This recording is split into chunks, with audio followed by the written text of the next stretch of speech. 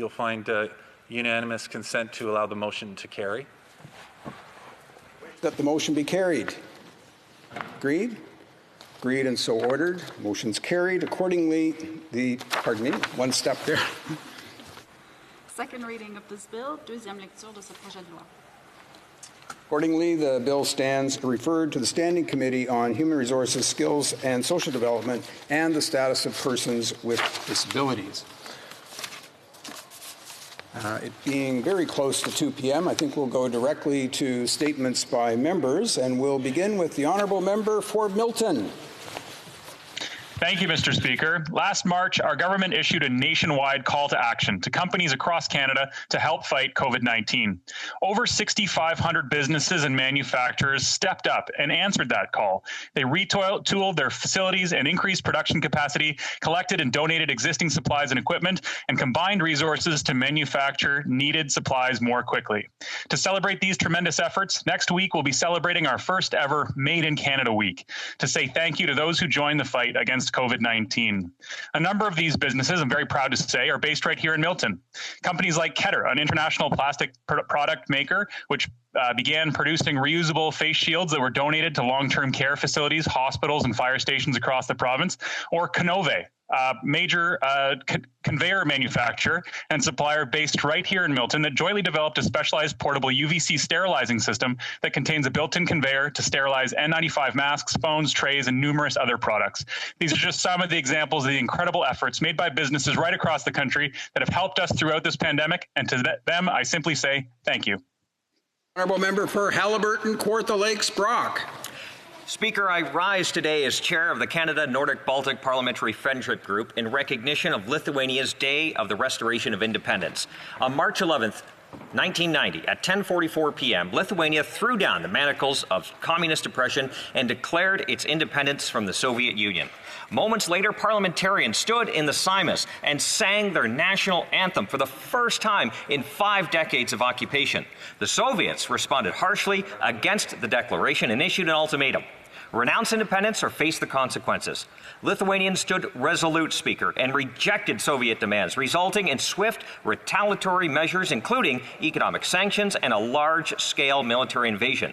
Lithuania continued to resist, and ultimately, the Soviet Union recognized Lithuania's independence. 2021 marks the 31st anniversary of the act of the reestablishment of the state of Lithuania, which served as a model and inspiration of freedom for other Soviet republics. I am proud that Canada stood with Lithuania, never recognizing the Soviets' forceful occupation. The Honourable Member for St. John's Rothesay. Mr. Speaker, St. John Rothesay has needed an infrastructure overhaul for over a decade. Under the previous government, essential infrastructure was allowed to fall into disrepair. Under our government's watch, federal investments in infrastructure for St. John Rothesay have doubled.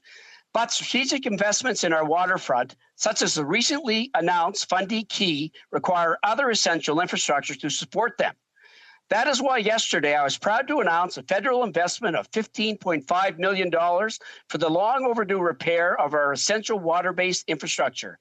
With these smart investments, we have laid the groundwork not just for recovery, but for major economic development. I'm now focused on recovery and growth, where St. John Rothesay will emerge ready to thrive post-pandemic. Federal investments in the Fundy Quay, Port St. John, our seawall, and Fort Latour have already started to transform the St. John waterfront, making our city a major attraction for developers, for shipping commerce, and for visitors for generations to come. Thank you, Mr. Speaker. L'Honorable Député de Trois-Rivières. The Honourable Member for Trois-Rivières. Mr. Speaker, it's been a year now that COVID-19 has ravaged our communities. That's a very tangible reality because I lost my sister, Danielle Charbonneau. I will always remember my phone conversations with her. The people in the rooms next to her at the residence left and never came back, and yet she remained optimistic. However, after she fell, she was transferred to a hospital not far from her home. She tested positive for COVID-19, and a week later, she left us without having been able to see her family. Thanks to a dedicated nurse, I was able to accompany her during her final moments. She was holding the phone to my sister's ear so that I could offer her some comfort.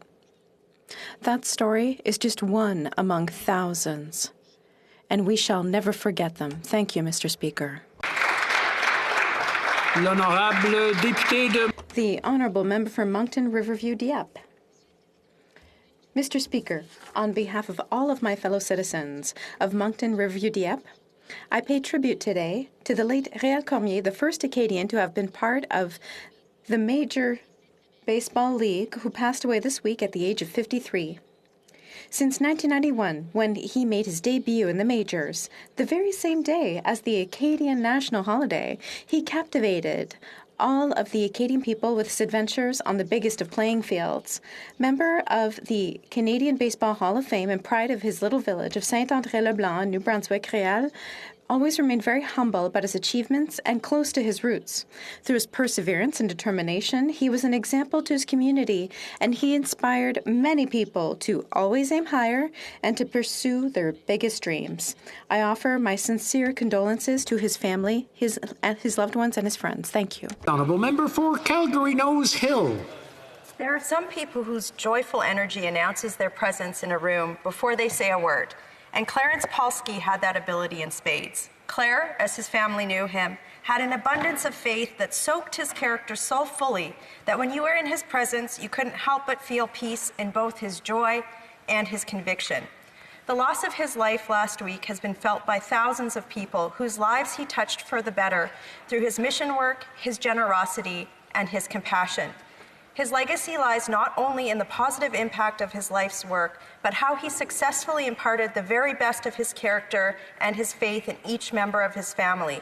In this, I stand with profound gratitude for Claire and for his grandson, Sean, for the work Sean, his wife, and parents have done to fight alongside me for our country, and for the brother that Sean has been to me for over 15 years. Sean, Brenda, and Debbie, we mourn with you the loss of your Claire. We also rejoice in the promise of his eternal life. Rest easy, Grandpa Polsky. The Honourable Member for Vaughan Woodbridge. Mr. Speaker, this year marks the 11th anniversary of World Plumbing Day, affording us the opportunity to reflect on how skilled trades play a significant role in maintaining the integrity of our water supplies and sanitation systems here in Canada. The $25 billion Canadian plumbing and mechanical contracting industry has never been more inundated with increased sanitation needs, domestic consumption of water, and agricultural demands. The role of skilled trades, especially in the plumbing industry, affords us all to have safe water and sanitation systems in our communities, vital to our health and well-being. As we take extra precautions to protect ourselves from illness by washing hands and sanitizing areas where we live and work, let's stop to think about how much plumbing affects our daily lives. I'd like to recognize all the men and women in my riding of Vaughan Woodbridge throughout the country, as well as the Canadian Institute of Plumbing and Heating and the Mechanical Contractors Association of Canada for your work and advocacy for the plumbing sector. Thank you, Mr. Speaker. The Honourable Member for Northwest Territories. Mr. Speaker, earlier this week, our government proudly supported a motion to continue the debate of Bill C-5, a National Day for Truth and Reconciliation. It is disappointing that unanimous consent was not reached to continue to advance this important piece of legislation because the Conservative Party of Canada refused to agree, obstructing the passage of the motion and ultimately the bill. This new National Day of Commemoration will honor First Nations, Inuit, and Métis survivors, their families, and communities while raising more awareness amongst Canadians about the atrocities committed against Indigenous people. The choice of September 30th builds on the grassroots momentum of Orange Shirt Day, which is already recognized as a day to remember the painful history and legacy of residential schools, and move forward on the path towards reconciliation. Reconciliation should not be partisan. The obstruction and political games must stop, so this House can advance important elements of reconciliation and the TRC calls to action. Masi Cho, Mr. Speaker. Thank you. The Honourable Member for Kelowna Lake Country. Mr. Speaker, we lost a leader in Kelowna Lake Country with the recent passing of Rolly Caccioni. Rolly and his wife Mary celebrated their 50th anniversary this year. Rolly had a long career as a teacher and principal. He was a president of every local teacher or principal association and a professor at UBC Okanagan. He was elected as a school trustee in 2005 and was board chair for 4 years and served until his passing. Rowley served on the City of Kelowna's Advisory Commission, Kelowna Museum Society, Rutland Residents Association, Central Okanagan Credit Union. A bursary was created. I'm going to interrupt. I'm going to interrupt the honourable member for. I'm going to interrupt the honourable member. We seem to have had a technical issue, and I know how important this issue is to the member. Maybe I'll let her start over right from the beginning. We'll start the clock at 0, and we'll get a nice, clean presentation. The honourable member for Kelowna Lake Country. Mr. Speaker, we lost a leader in Kelowna Lake Country with the recent passing of Rowley Caccione.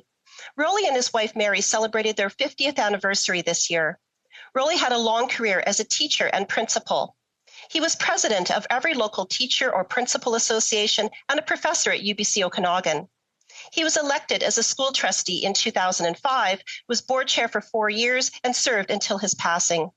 Rowley served on the City of Kelowna's Advisory Planning Commission, Kelowna Museum Society, Rutland Residents Association, Central Okanagan Bursary and Scholarship Society, and after retiring from long service on the board of Interior Savings Credit Union, a bursary was created in his name. Rowley was founding member of the Central Okanagan Sports Hall of Fame and a museum. He coached hockey, rugby, soccer, and active with football, including the Okanagan Sun. Rowley had a big smile, big heart, and big personality. He will be missed, and I'm sure he's teaching or coaching right now. The honourable member for Dufferin-Caledon.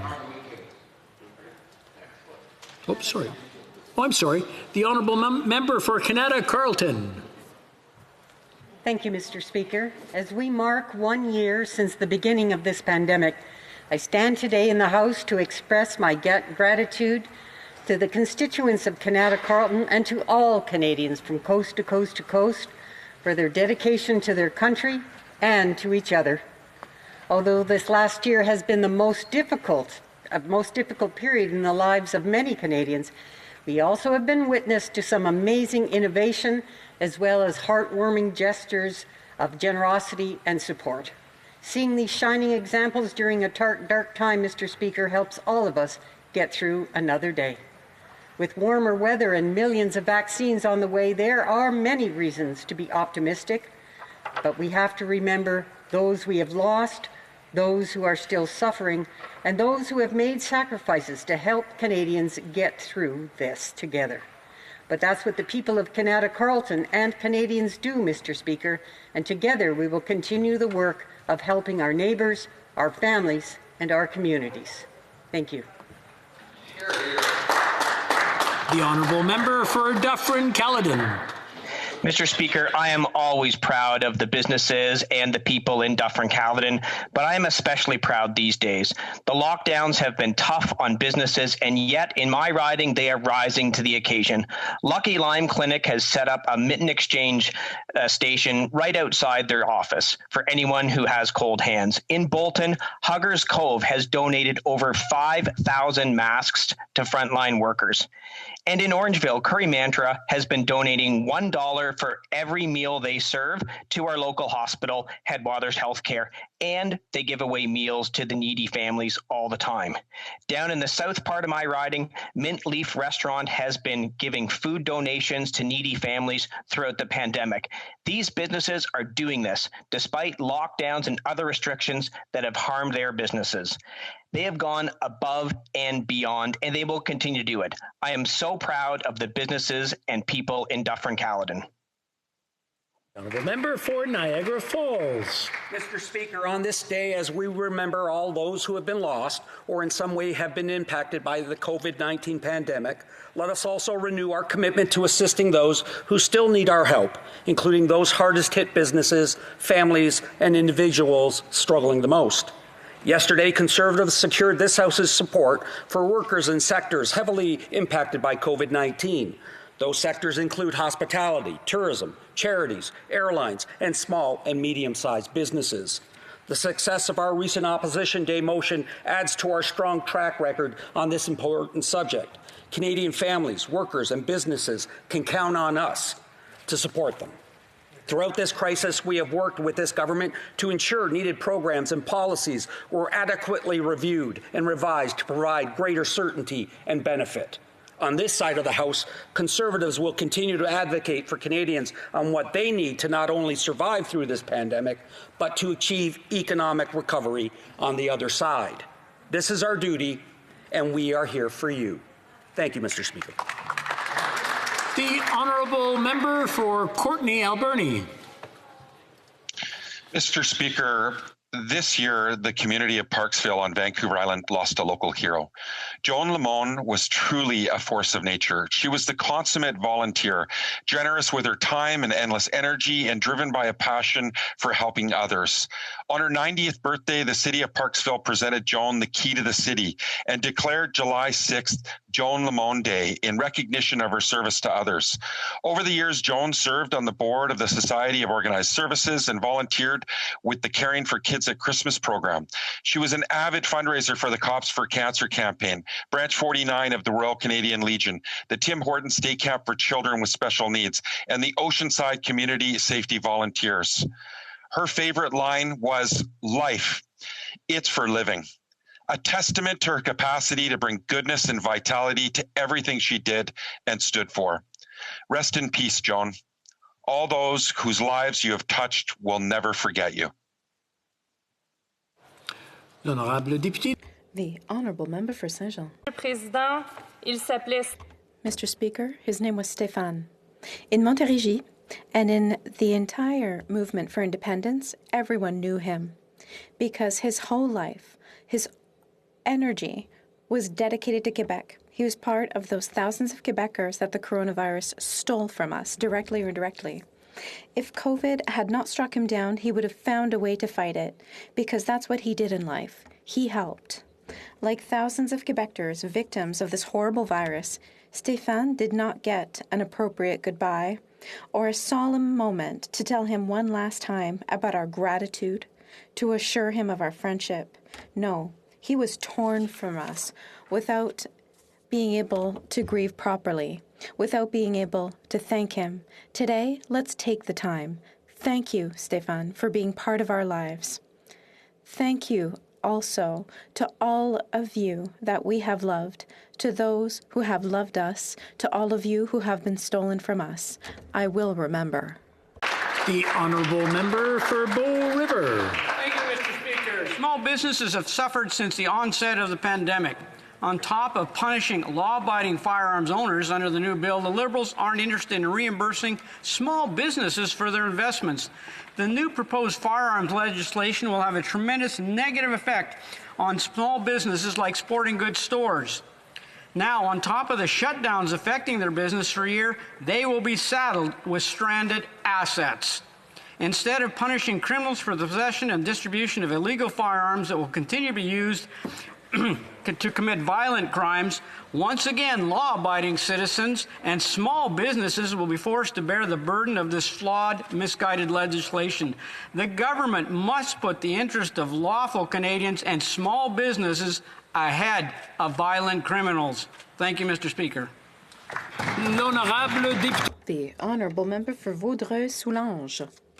Mr. Speaker, even if our community of Vaudreuil-Soulanges will not have a St. Patrick's Day parade in Hudson this year, the spirit of Irish generosity remains alive and well. Saturday, March 13th, Ken Duran, in association with the Soulanges Irish Society, are hosting Locals Supporting Locals in support of our local restaurants and not-for-profits who have all been impacted by the COVID-19 pandemic over the last year.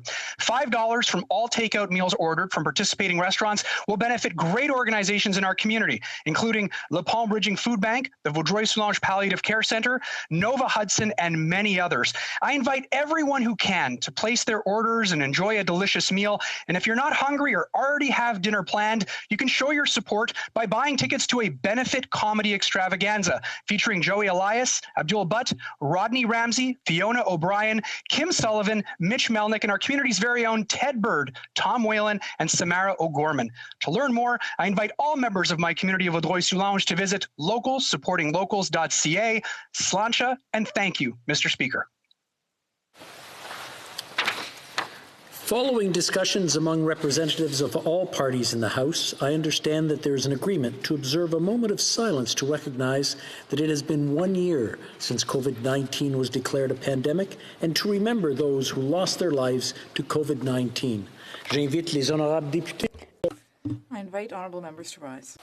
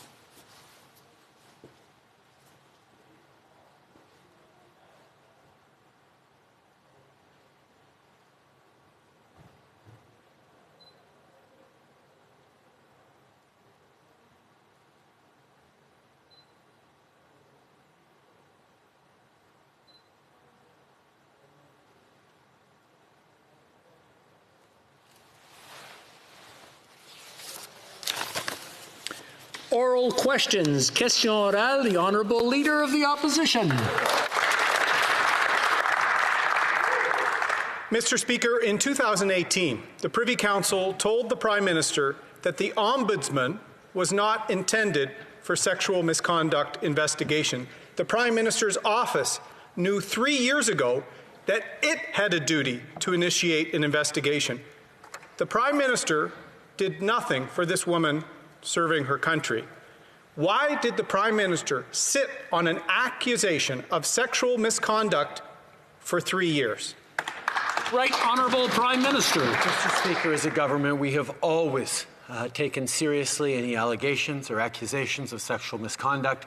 We have in every case forward them for investigation to responsible authorities. It's not up to politicians to do those investigations. We need reliable, independent investigations, and that's why the Minister of Defence referred the Ombudsperson to the appropriate officials, who then were unable to follow up because they didn't receive enough information. But we will continue to stand with and ensure that we're improving the processes so that anyone victim of harassment or assault is able to get the support they need.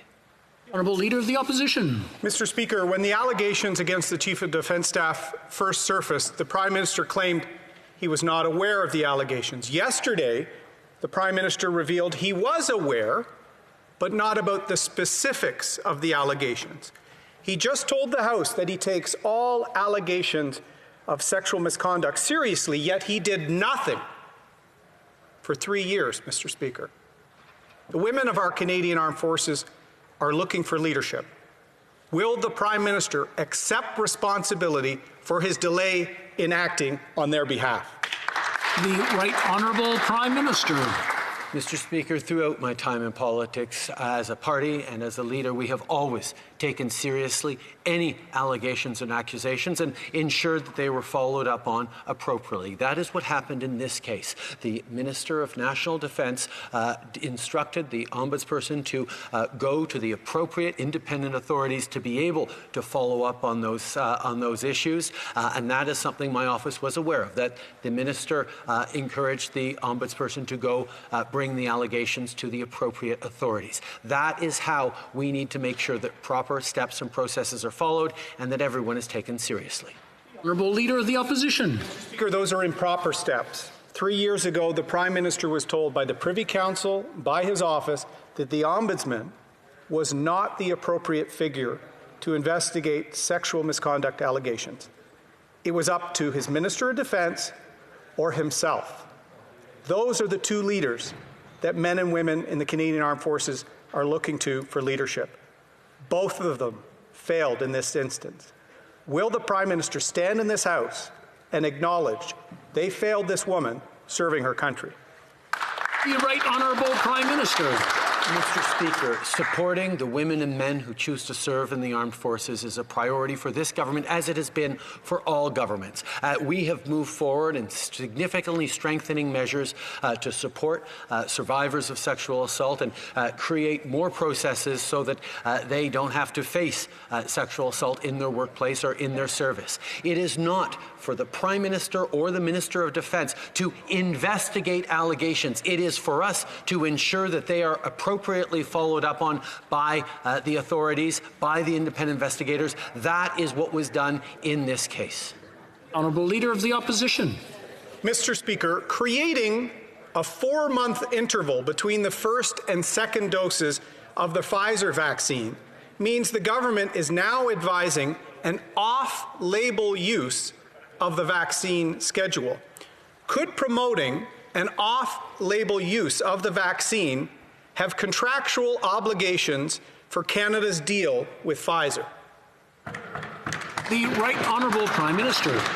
Mr. Speaker, it is not to politicians to make recommendations on usage of vaccines or intervals. It is for experts that Canada turns to, like the National Advisory Council on Immunization, to make the recommendations that will keep the largest numbers of Canadians safe. We have experts and authorities who have analyzed these vaccines, determined them to be safe and effective, and that's how Canadians can have confidence in the vaccine steps going forward. We will always defer to experts and scientists when it comes to Canadians' health.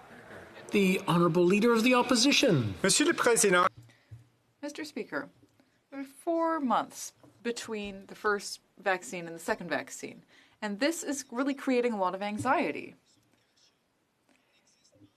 Now, clearly, there's no timeline for the vaccine, so can the Prime Minister tell us what the consequence will be of having this 4-month delay in our contracts with Pfizer? Mr. Speaker, the vaccines approved in Canada are safe and effective. The NACI issued directives for the provinces and territories concerning the administration of vaccines that have been authorized for use in Canada. In order to optimize the vaccines across the country and minimize serious consequences of COVID-19, we will always, on this side of the House, trust our experts and scientists when it comes to the health and safety of Canadians. The Honourable Member for Belleuil-Chambly. Thank you, Mr. Speaker. Today we commemorate the anniversary of the pandemic, and so perhaps it would be time to give some real meaning to the day.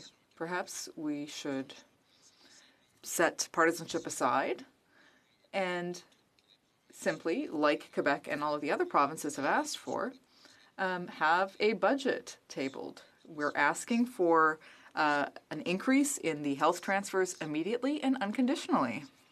The Right Honourable Prime Minister. Mr. Speaker, all levels of government work together to protect Canadians against COVID-19. As part of our federal response to the pandemic, we gave provinces and territories $19 billion through the recovery plan. That is in addition to $40 billion every year that we've been giving to the provinces and territories. And as I said, once the temporary needs of this crisis have ended, we will be there to increase the health transfers in coming years. The Honourable Member for Belleuil-Chambly. And yet, that's not what all of the provinces, including Quebec, have been asking for unanimously. It's not about what the government is doing here. What we need to do is give real meaning to today. We need to take care of vulnerable people psychologically, physically, rather than talking about age discrimination when this government claims to be against all discrimination. Now, wouldn't it be time for the government to say, yes, we're going to increase old age security for everyone starting at age 65? The Right Honourable Prime Minister.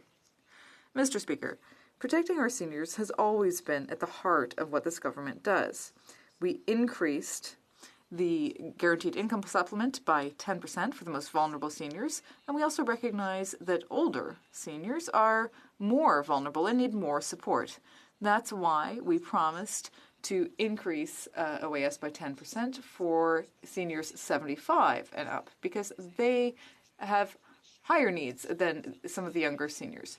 At every step, we will be there for seniors, as we always have been, and we will continue to support them during the pandemic and beyond, including by ensuring that long-term care homes meet high-quality standards. The Honourable Member for Rosemont-la-Petite-Patrie. When it comes to the military sexual misconduct scandal and the Liberals' attempt to cover it up, it seems that nothing endures but change, because their version of events keeps changing. Every day we learn more about the Prime Minister's inability to act on these serious allegations against General Vance. What will we find out today or tomorrow? Well, we don't know, but what we do know is that the Liberals have failed victims in the military. Can the Prime Minister promise us that he will be transparent and finally reform this scandal-ridden institution? The Right Honourable Prime Minister. Mr. Speaker, we recognize that there were serious shortcomings in terms of protecting victims and survivors of sexual assault within the military, and as well as within the RCMP and Correctional Services Canada. As a country, we need to do better to support survivors and give all of the resources to victims or anyone who wants to come forward with a complaint. We also need to transform the culture of these institutions to make sure that this simply doesn't happen again. Member for London Fanshawe. Our armed forces have a well-documented sexualized culture, which the Liberals promised to address in 2018.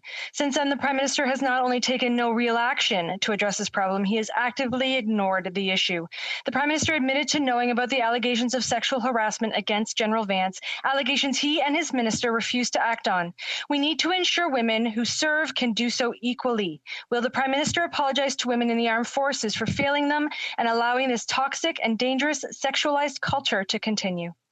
The Right Honourable Prime Minister. Mr. Speaker, it is extremely obvious that more needs to be done and quicker. There's no question about that. Every woman and man who serves in our armed forces deserves to work in a safe environment and have the resources and the support if they have allegations or experienced unwanted behaviours. But it is not true what the member says, that we haven't done anything, because we passed Bill C-77, a declaration of victims' rights that puts victims at the core of the military justice system and which reviews unfounded cases. We created the Sexual Misconduct Response Centre, which provides confidential 24/7 support services to CAF members. We implemented the Path to Dignity and Respect, a strategy for long-term culture change. We put in place the Response and Support Coordination Programme for CAF members, but there's more to do, and we will.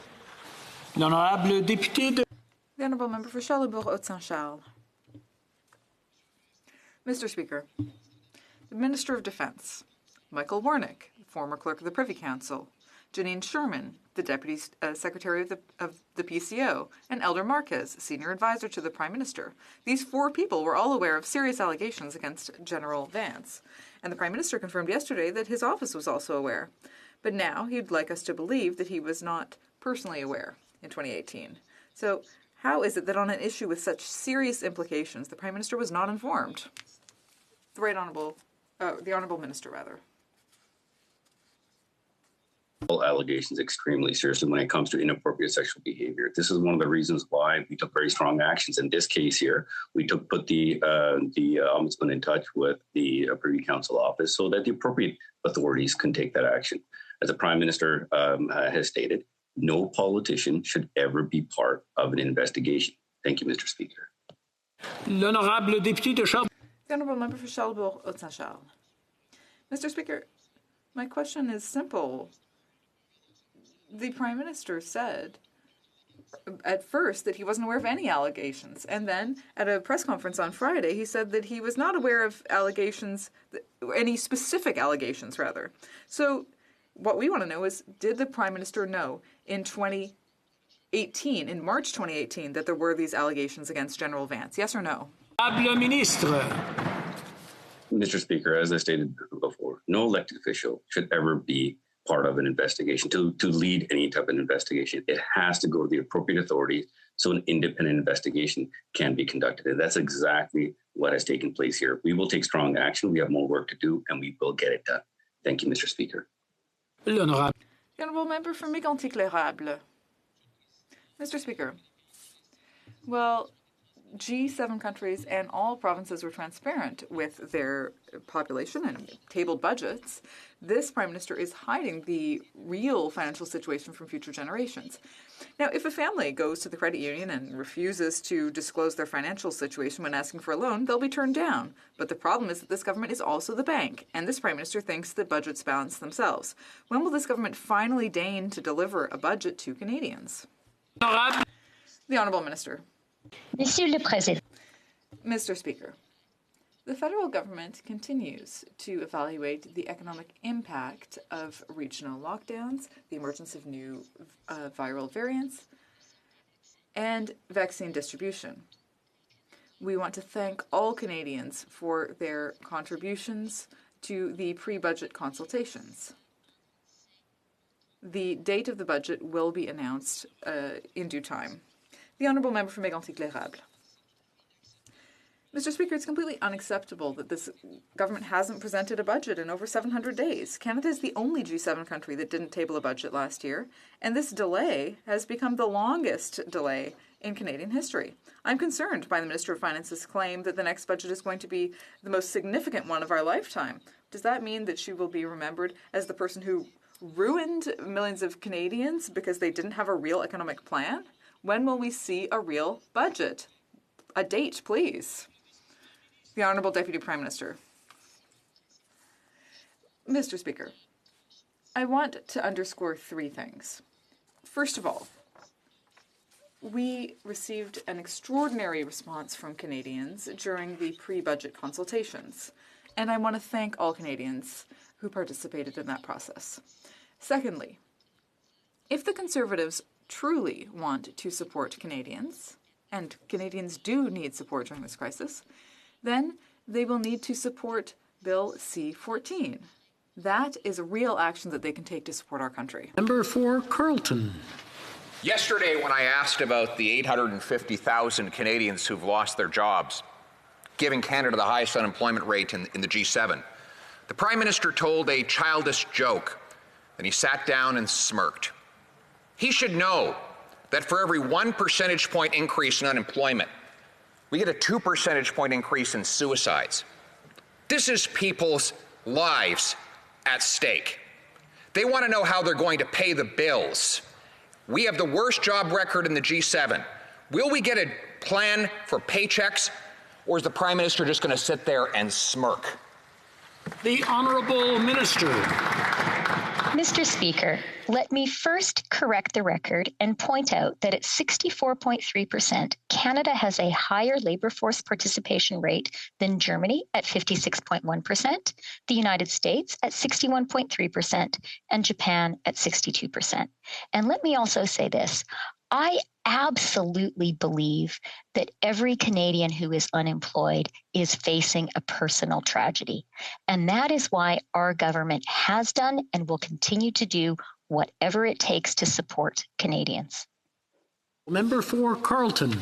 Well, what a shame that the Prime Minister didn't have the guts to stand up and answer the question himself. The reality is that he has said 49 different times that the best measure of job market success is the unemployment rate. And now that we have the highest unemployment rate in the G7, they want to change the measurement. They say we should celebrate them for the recovery of lost jobs. Well, of course, Canada had the most jobs to recover because it had the biggest job losses. People don't want any more games with statistics. They need paychecks in their bank accounts and food on the table. When will they get it? Honourable Minister. Mr. Speaker, let me share a very important statistic with the member opposite and with all Canadians. In the fourth quarter, Canada's GDP grew at an annualized rate of nearly 10%. That was higher than the US, the UK, Germany, France, and Italy. And I would like to congratulate the Canadians whose hard work, whose innovative approach made that possible. And I'd like to say to all members of this House, particularly the Conservatives, by supporting C-14, we can all support those hardworking Canadians. The Honourable Member for Salaberry-sur-Roy. Mr. Speaker, 1 year ago today, this pandemic officially began. Since then, more than 10,500 Quebecers have lost their lives. People who lived their last moments in our healthcare centres, too often they were left alone, far from their families. Today is an opportunity to honour their memory and console their loved ones, but it's also an opportunity to take stock. We know that, among other things, the magnitude of this crisis has been exacerbated by chronic underfunding of healthcare.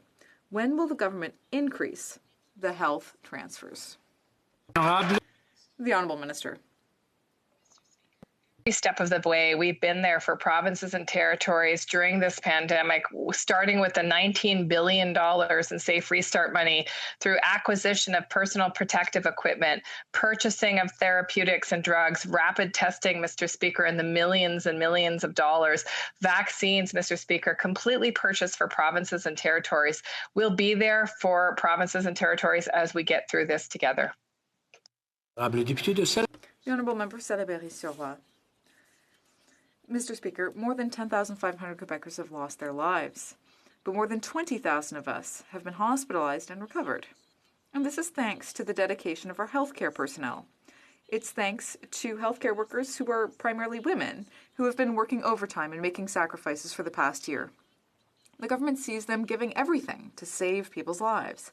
They're the ones who carry the weight of 45 years' worth of constant federal financial neglect. When will the government finally increase health transfers in a sustainable and unconditional way? The Honourable Minister. Mr. Speaker, as I've said repeatedly, we have been there for provinces and territories. We will be there for provinces and territories, whether it's transfers through the Safe Restart Agreement, whether it's been as partners purchasing personal protective equipment, therapeutics, rapid testing. Mr. Speaker, paying for all the vaccines. We've been there for provinces and territories and will continue to be there throughout this pandemic and beyond. The Honourable Member for Montarville. Mr. Speaker, Ottawa must do its fair share. Unfortunately, it's too late for the seniors who have tragically left us, weakened by chronic underfunding of long-term care homes. But it's not too late to provide support, respite, and decent working conditions for our caregivers. It's not too late to provide timely access to care for those who have been left behind. In fact, it's never too late to do the right thing, especially to prevent casualties. When will the government increase health transfers in a sustainable and unconditional way? Ministre.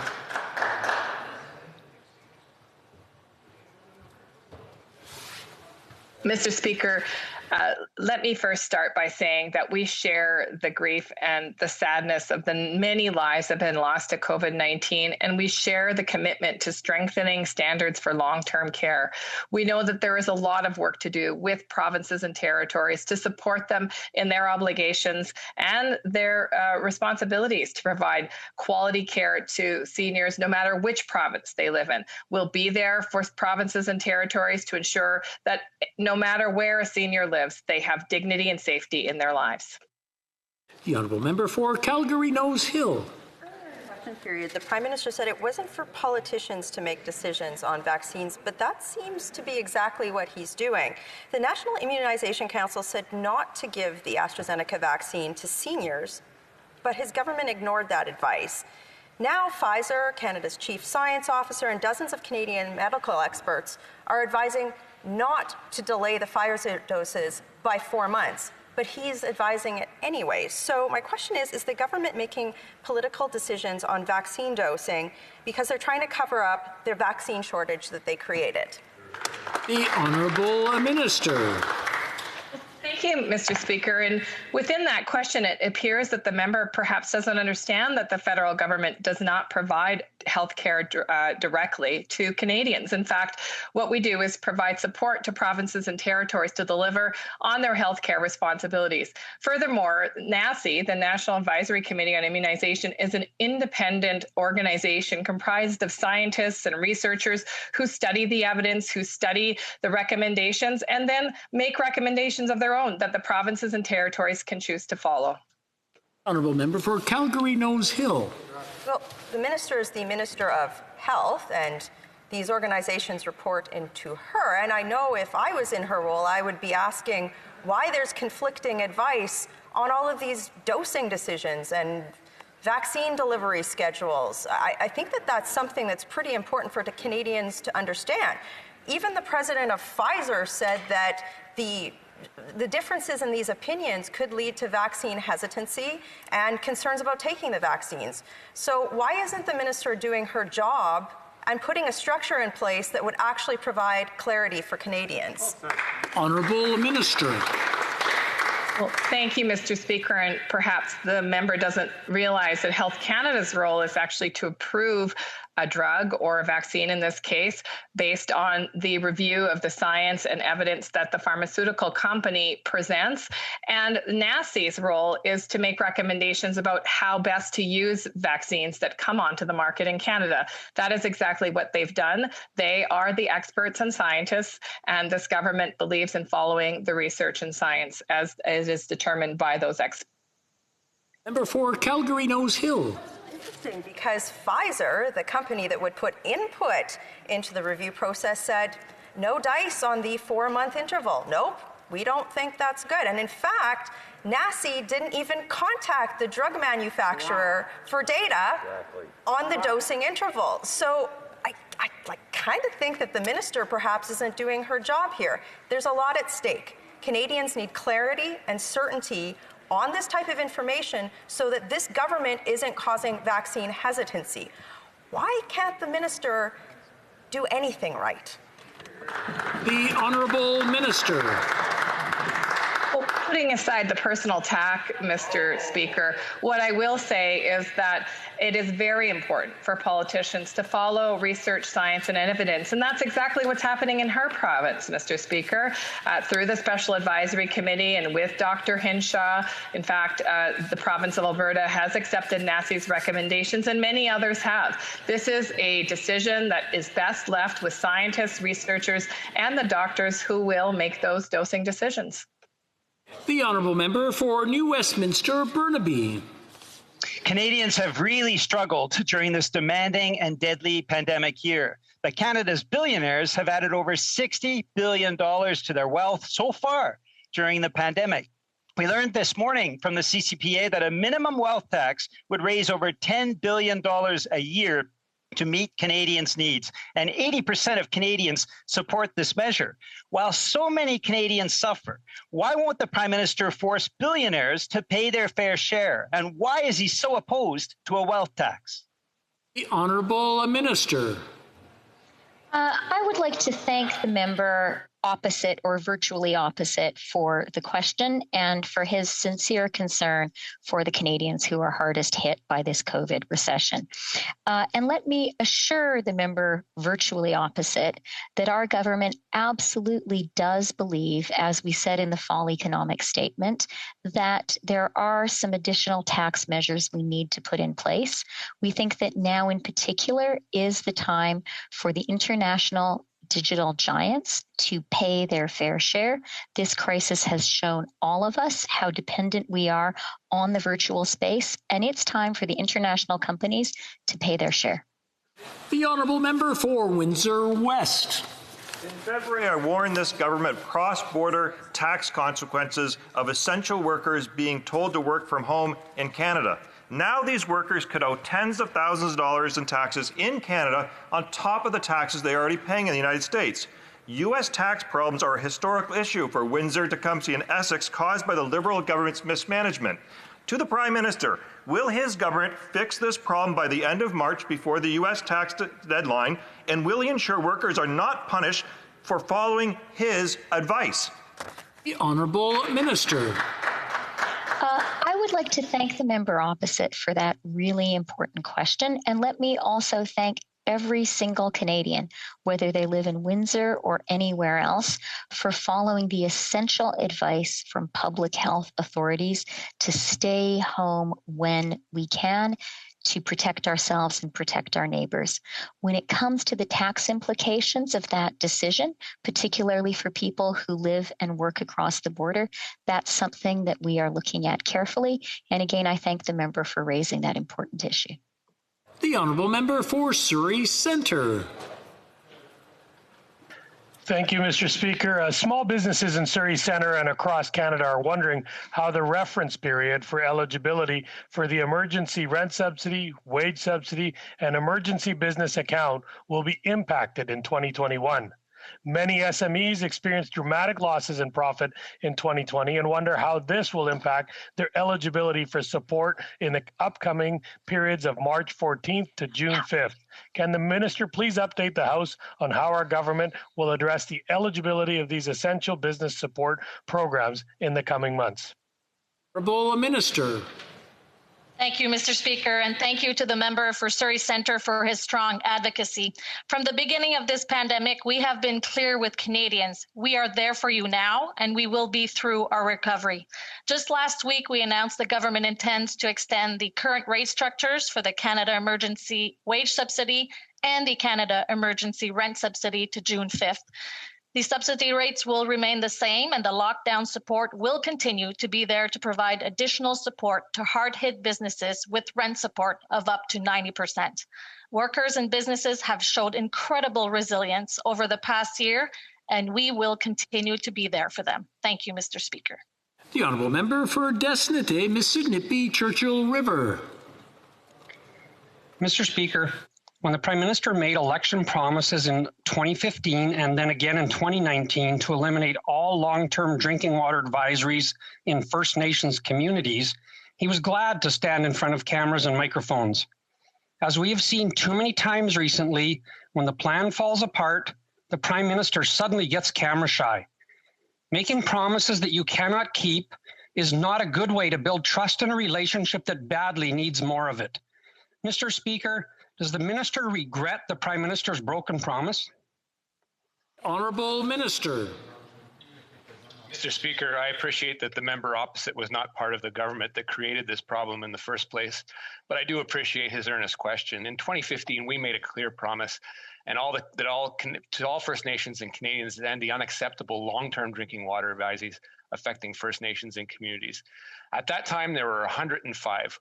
We just yesterday celebrated the 100th and the 101st lift. We're getting there, Mr. Speaker. We have invested in $1.5 billion additionally to get there in November, as the member well knows, and we look forward to keep lifting them as the days go on. Thank you.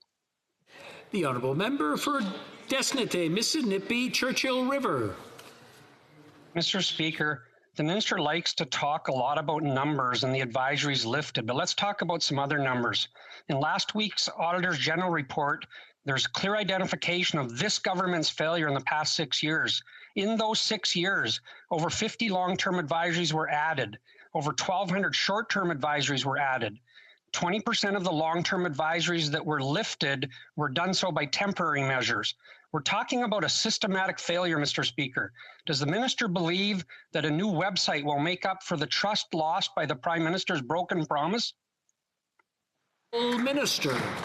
Mr. Speaker, if the member paid attention to the information in the website, he would see that every community that is currently on a long-term water advisory has a plan. When I sat down with my team, when I had the privilege of being named minister, we saw that we needed to commit to communities for long-term operations and maintenance of a critical asset. And that's what we did with an announcement in November that essentially doubles our commitment to getting First Nations off long-term water advisories. It's something we will continue to do in partnership. And I would note to the member opposite that of those communities that are on long-term water advisories that have been so for over 10 years, half of them are now producing clean water, and the rest will come very soon. The Honourable Member for Calgary, Midnapore.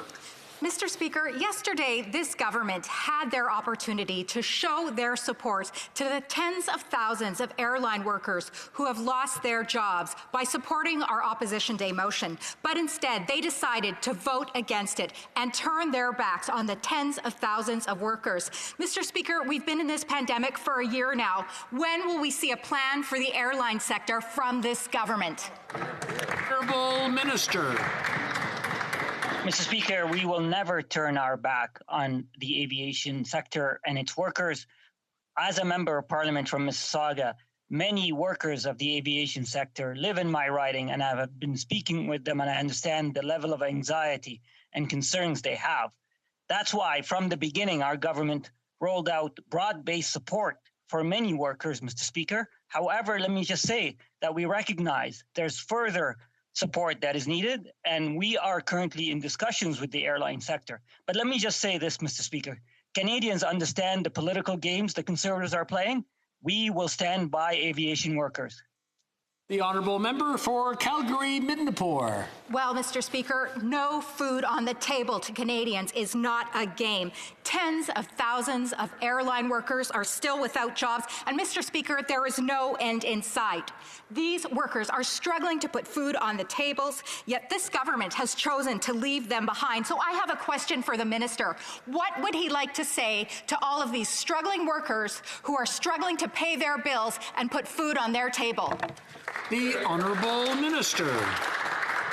Mr. Speaker, I say to workers of the aviation sector and all Canadian workers, we've got your back. Our government, our Prime Minister has been there from day one, and we will continue to be there for them, Mr. Speaker. I recognize more work is needed, and we are in the middle of a serious discussion with the airline sector about providing support. Discussions are ongoing. As you can imagine, there are multi-layers to these conversations. I hope to see them come to an end very soon. Thank you, Mr. Speaker. L'honorable député de Shefford. The honourable member for Shefford. Thank you very much, Mr. Speaker. Today, let us take the time to remember the more than 10,500 Quebecers who have left us without our being able to mourn. I would be remiss if I did not point out that nearly 95% of the people taken from us were seniors. They are the ones most affected by this pandemic, the most affected by isolation, and by the death of their spouse or friends. On a day when the spotlight is on the hardships of those 65 and over, can the government bring them some good news by finally increasing the old age pension? The Honourable Minister.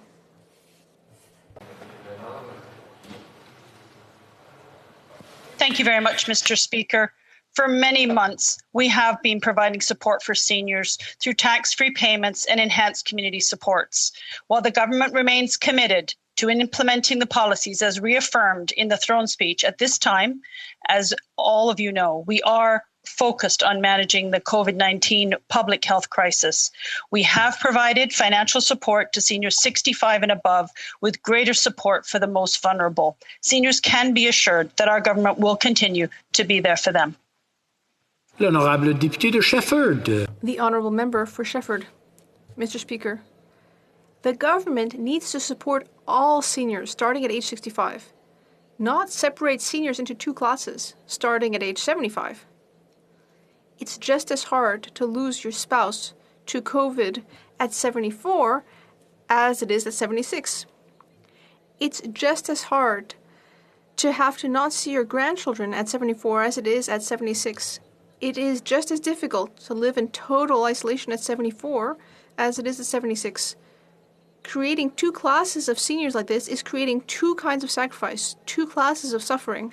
Why doesn't the government announce a pension increase for everyone over 65?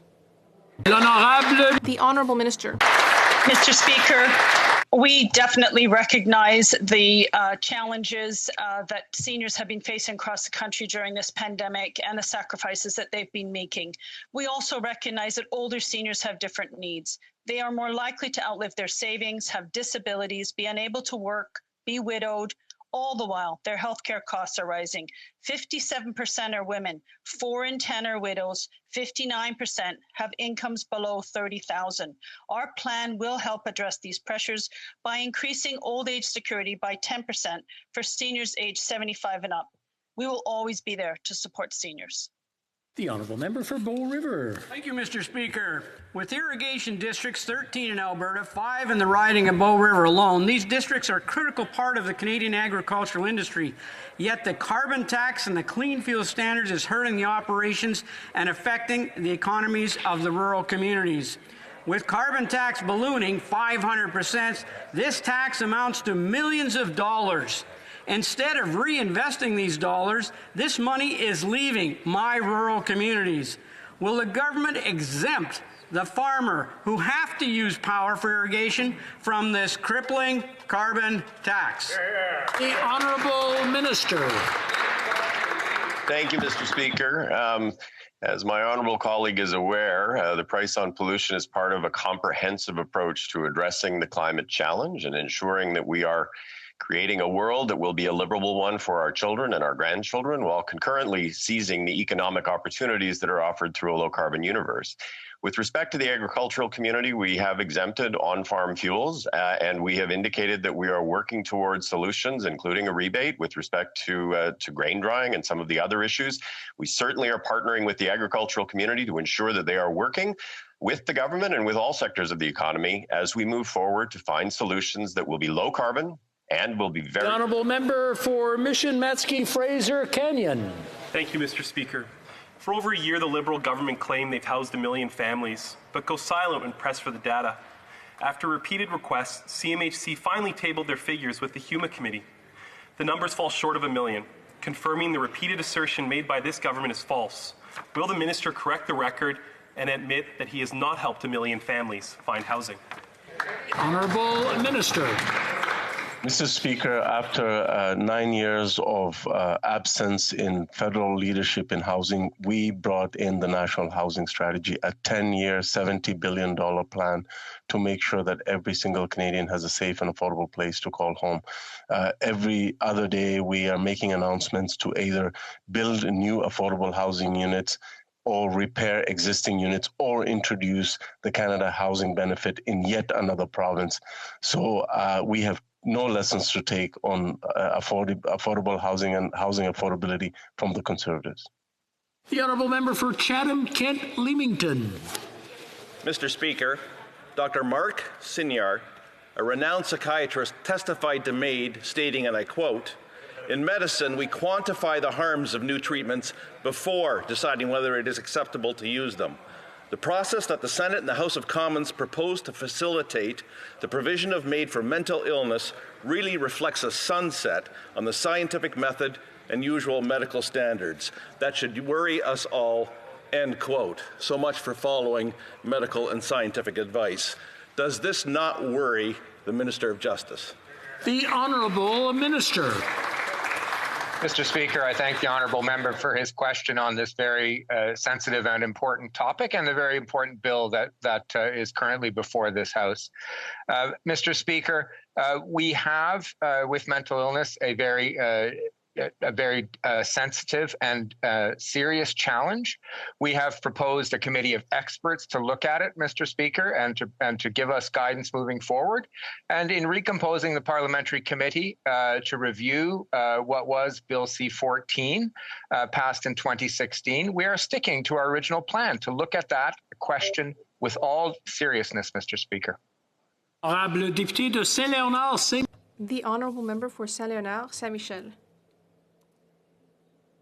Thank you, Mr. Speaker. Our government recently announced the entry into force of the new version of the Divorce Act. This legislation, adopted in 2019, represents the first significant change to family law in 20 years. Can the Minister of Justice and Attorney General of Canada tell this chamber today about the changes made and about the new version?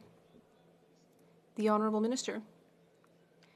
Mr. Speaker, I'd like to thank my colleague for her wisdom and her hard work. The changes made to the Divorce Act will modernize the justice system to ensure that it supports all Canadian families. This legislation will place the child's interest in a priority position and will fight family violence in order to make the justice system fair and effective for everyone.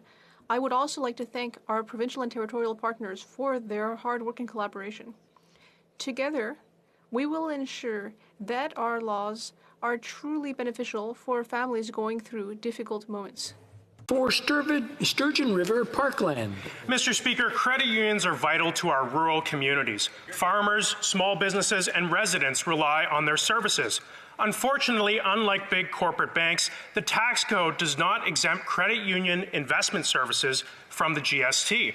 Rural Canadians who use credit unions have just as much right to access sales tax-free investment services as those who use the big banks. So will this government take action to treat credit unions and the rural Canadians that use them equally? The Honourable Minister. Mr. Speaker, I would like to thank the member opposite for that question, and I strongly agree with the member opposite about the importance that credit unions play, certainly in rural communities, but also in municipalities across the country.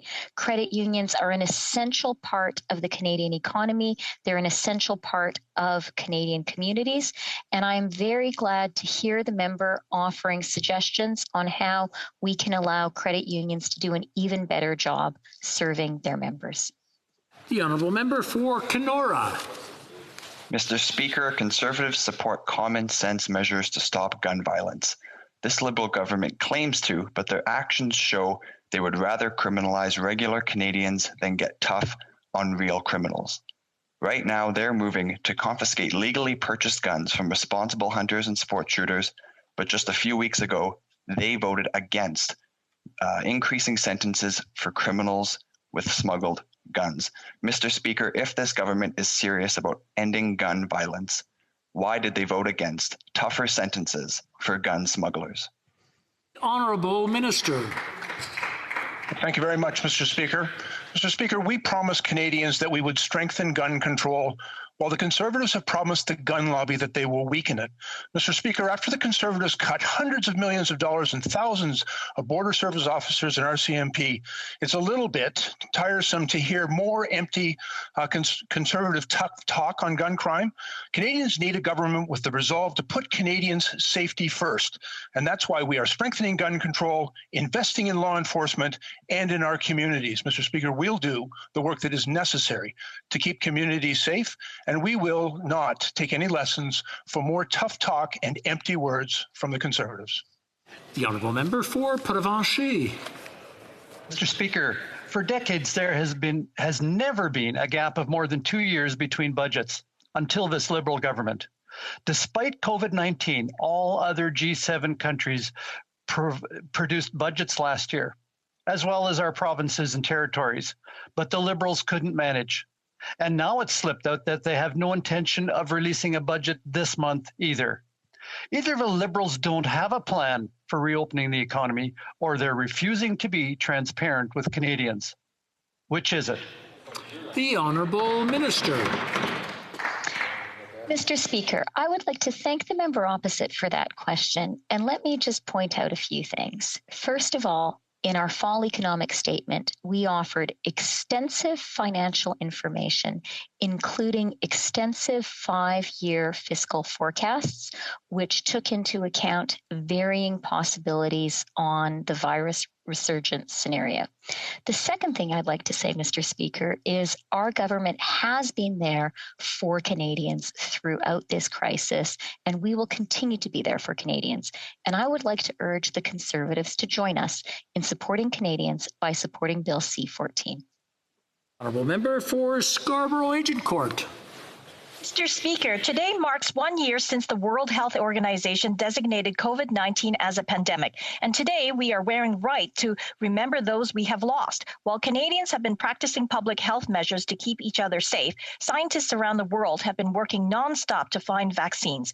News about vaccines in Canada is promising, and I know we are all looking forward to getting vaccinations when the time comes. On the 1 year anniversary of COVID-19, can the Minister Minister of Health update us on the status of vaccines in Canada? The Honourable Minister.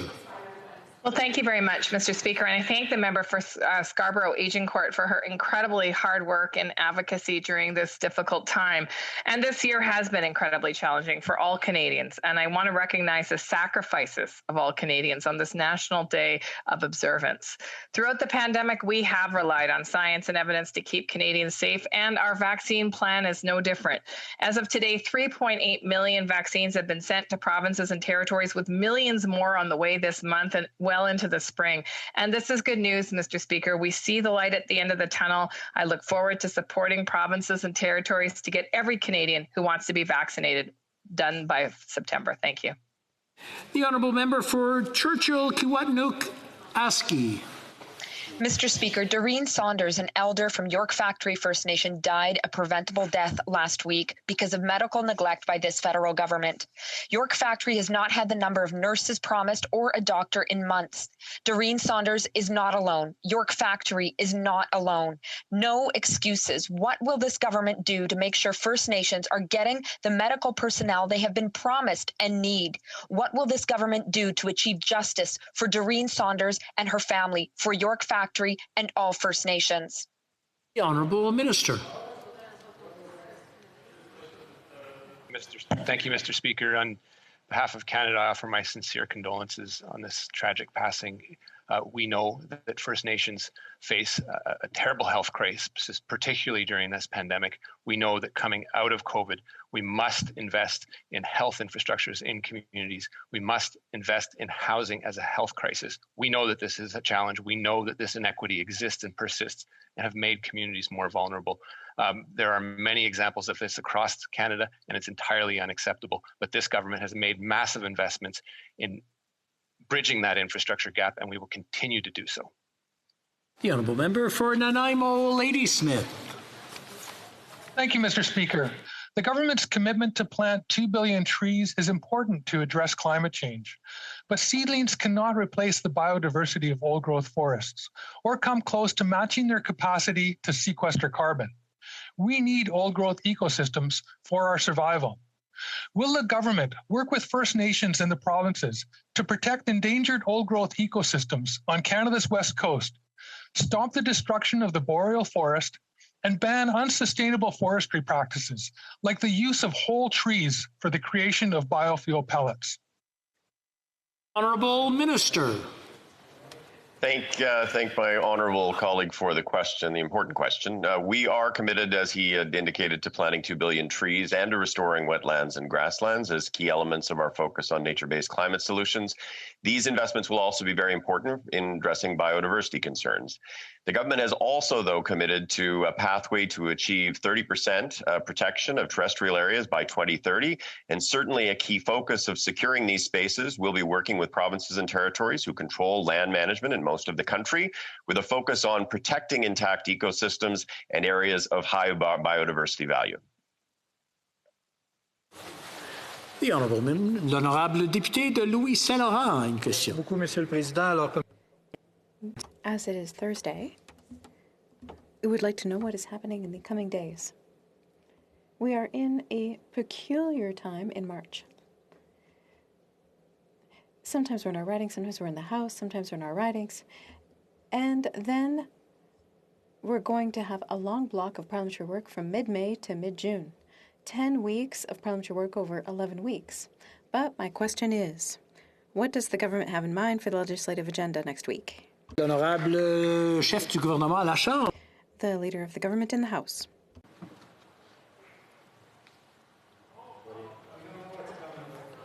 The Honourable Government House Leader.